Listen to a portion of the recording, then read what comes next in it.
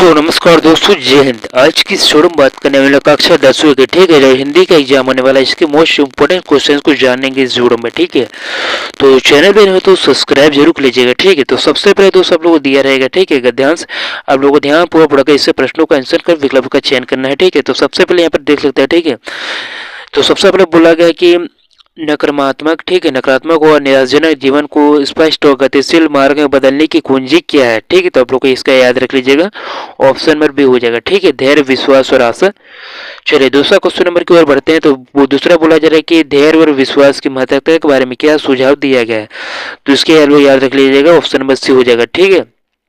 ये अपने लक्ष्य को प्राप्त करने के लिए आवश्यक है, ठीक है। तीसरा क्वेश्चन नंबर बोला जा रहा है कि लोगों को कैसे देखना चाहिए। तो इसका भी लोग याद रख लीजिएगा, उज्ज्वल और सकारात्मक पहलुओं से, ठीक है। अब चौथा क्वेश्चन नंबर बोला जा रहा है कि किस उपमा का उपयोग चुनौतीपूर्ण स्थितियों में सकारात्मक देखने की महत्वता को जताने के लिए किया गया है। तो इसका लोग याद रखिएगा, ऑप्शन नंबर बी हो जाएगा, ठीक है, कांटों की बीच फूलों को पालना। पांचवा क्वेश्चन नंबर दोस्तों बोला जा रहा है कि प्रस्तुत गद्यांश के उपयुक्त शीर्षक का चुनाव करें। तो इसका दोस्तों याद रखिएगा, पांचवा का राइट आंसर हो जाएगा ऑप्शन नंबर डी हो जाएगा, ठीक है, सकारात्मकता का मार्ग, अवसर और विश्वास।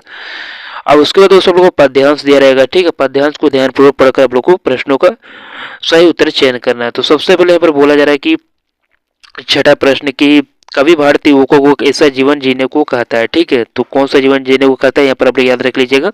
इसका राइट आंसर हो जाएगा ऑप्शन नंबर बी, ठीक है, युवकों जैसा नहीं, प्रारंभ के वीरों जैसा, ठीक है। चलिए सातवां क्वेश्चन नंबर बोला जा रहा है कि पद्यांश में किसे रोसोम कहा गया, ठीक है। तो ये किससे कहा गया, पद्यांश। पद्यांश आप लोग को कोई सा भी दिया रहेगा, ठीक है, आप लोगों को आंसर आप लोग को सिलेक्ट करना है उसी से, ठीक है। तो इसका दोस्तों इस पद्यांश के अनुसार इसका राइट आंसर हो जाएगा ऑप्शन नंबर हो जाएगा बी, ठीक है, यानी कि हो जाएगा धार, ठीक है। चलिए आठवां क्वेश्चन नंबर बोला जा रहा है कि योगियों ने विजय के सदस्य जीवन का क्या संदेश है, ठीक है। पद्यांश से 20 को सिलेक्ट करके यहाँ पर लाया गया है, इसका क्या संदेश है बोलना जा रहा है, ठीक है। तो दोस्तों इसका राइट आंसर रहेगा ऑप्शन नंबर बी हो जाएगा, ठीक है, समृद्धि और सफलता के लिए प्रेरित करने वाला संदेश, ठीक है। नवा क्वेश्चन नंबर दोस्तों बोला जा रहा है कि इस पद्यांश का कैसा जीवन को सराहा गया है। तो इसका आप लोग याद रखिए, ऑप्शन नंबर सी हो जाएगा, ठीक है, विजयी। 10वां क्वेश्चन नंबर बोला जा रहा है कि इस कविता का मूल स्वर क्या है, ठीक है। तो इसका राइट आंसर हो जाएगा ऑप्शन नंबर सी, आह्वान, ठीक है। चलिए आगे की ओर देख लेते हैं 11वां क्वेश्चन नंबर। तो 11वां क्वेश्चन नंबर दोस्तों व्याकरण से लिया गया है, ठीक है। तो सबसे पहले बोला कि इनमें से किस वाक्य में आक्रमक क्रिया है। तो उसका आप लोग याद रख लीजिएगा, इसका राइट आंसर हो जाएगा ऑप्शन नंबर सी हो जाएगा, ठीक है, मोहन सो रहा है, ठीक है, आक्रमक क्रिया का उदाहरण है।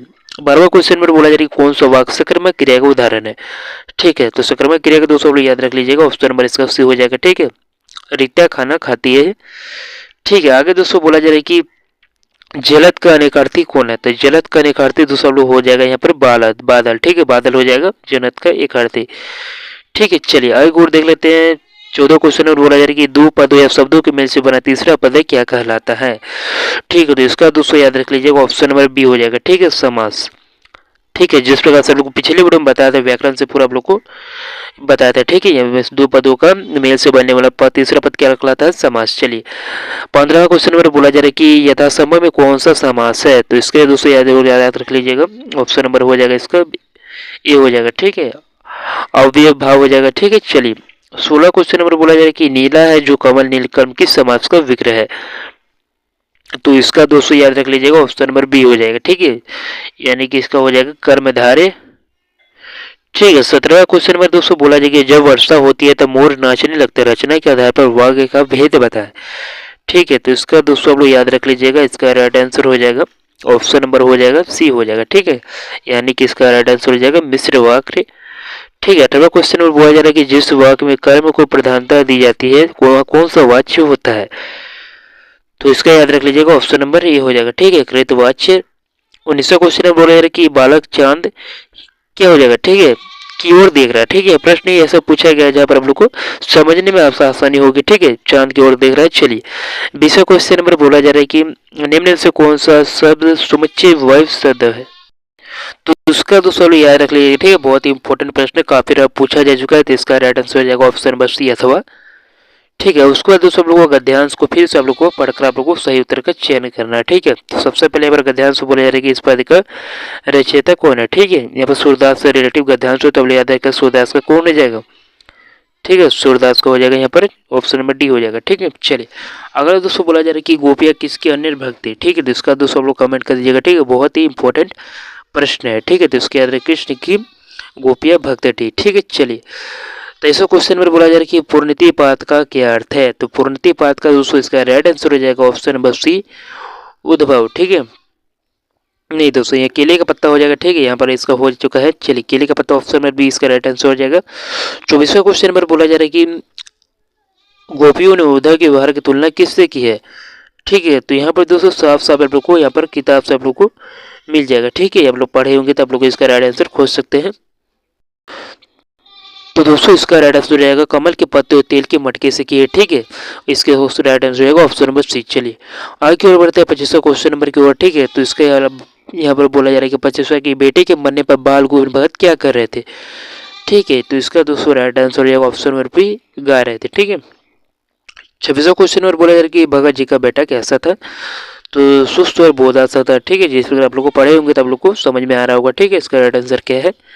अगला दोस्तों बोला जा रहा है भगत जी के पतोह कैसे थे। इसका घर का पूरा प्रबंध करने वाली भगत जी के पतोह थे। ठीक है, चलिए अगला दोस्तों 28वां क्वेश्चन बोला जाए कि बोधा का क्या अर्थ है। तो बोधा का दोस्तों याद होता है, याद अर्थ होता है। ठीक है, तो मदबुंदी ऑप्शन नंबर डी से राइट आंसर हो जाएगा। 29वां क्वेश्चन नंबर बोला जा रहा है कि सांप से डरकर भोलानाथ ने कहाँ शरण ली थी। तो दोस्तों इसका राइट आंसर आप लोग समझ लीजिएगा। ठीक है, ऑप्शन में हो जाएगा डी हो जाएगा पिता की गोद में। 30वां क्वेश्चन नंबर जॉर्ज पश्चिम के नाम किस प्रकार का व्यंग किया गया। ठीक है, तो इसका राइट आंसर हो जाएगा सरकारी तंत्र पर।